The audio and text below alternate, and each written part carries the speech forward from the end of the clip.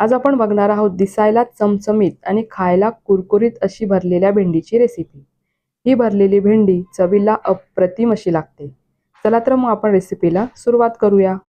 त्यासाठी मी ते अर्धा किलो भेंडी स्वच्छ अशी धुवून घेतलेली आहे। भेंडीचा पुढचा आणि मागचा भाग आपल्याला काढून घ्यायचा आहे आणि मधोमध आपल्याला कट द्यायचा आहे। आता इथे सर्व भेंडी मी कट करून घेते। आणि हो, भेंडी जर आकाराने मोठी असेल तर भेंडीचे 2 भाग करून आपल्याला त्याला कट देऊन द्यायचा आहे। आता इथे सर्व भेंडी मी मधोमध कट करून घेतलेले आहे। आता भेंडीमध्ये भरण्यासाठी आपण मसाला तयार करून घेऊया।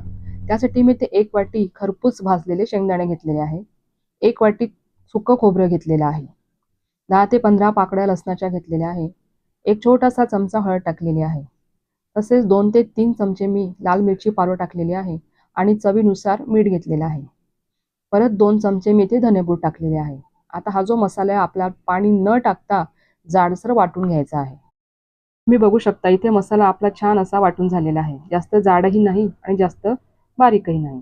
आता हा मसाला आपण एका प्लेटमध्ये काढून घेऊया। आता या मसाल्यावर आपण कोथिंबीर घालून घेऊया। कोथिंबीर घातल्याने मसाल्याला चव खूप छान येते। आता हे सर्व आपण एकत्र मिक्स करून घेणार आहोत। आता हा तयार मसाला आपण भेंडीमध्ये भरून घेणार आहोत। सगळ्यात महत्त्वाचं म्हणजे भेंडीमध्ये मसाला भरताना आपल्याला अगदी दाबून दाबून हा मसाला भरून घ्यायचा आहे, जेणेकरून जेव्हा आपण भेंडी फ्राय करायला घेऊ तेव्हा भेंडी परतताना मसाला हा बाहेर येणार नाही। त्यामुळे आपल्याला भेंडी भरताना मसाला अगदी दाबून दाबूनच हा मसाला भरून घ्यायचा आहे। तुम्ही व्हिडिओमध्ये बघू शकता की अगदी खोलपर्यंत मसाला मी इथे हा भेंडीमध्ये भरून घेतलेला आहे। आणि हो, या मसाल्यामध्ये तुम्ही आमचूर पावडर किंवा लिंबाचा रस देखील घालू शकता, त्यामुळे भेंडीची चव अजून वाढेल। आता इथे सर्व भेंडी माझी भरून झालेली आहे आणि ही भेंडी आता आपण फ्राय करायला घेऊया। भेंडी फ्राय करण्यासाठी मी एका पॅनमध्ये 2 ते 3 चमचे तेल टाकून घेतलेलं आहे आणि आता गरम तेलामध्ये आपल्याला ही सर्व भेंडी फ्राय करून घ्यायची आहे। भेंडी फ्राय करताना आपल्याला गॅसची फ्लेम अतिशय मंद ठेवायची आहे। पुन्हा 1 चमचा वरून मी तेल घालून घेतलेलं आहे। आता फक्त 5 मिनिटांसाठी भेंडी आपल्याला शिजवून घ्यायची आहे। 5 मिनिटांनी भेंडीला वाफ दिल्यानंतर भेंडी आपल्याला ही परतून घ्यायची आहे, जेणेकरून हा जो वरचा जो मसाला आहे तो छान असा खालून कुरकुरीत होईल। आता सर्व भेंडी परतून झाल्यानंतर पुन्हा 2 मिनिटं आपल्याला भेंडी शिजवून घ्यायची आहे आणि आपला जो मसाला उरलेला होता तो मसाला पुन्हा आपल्याला भेंडीमध्ये घालून घ्यायचा आहे।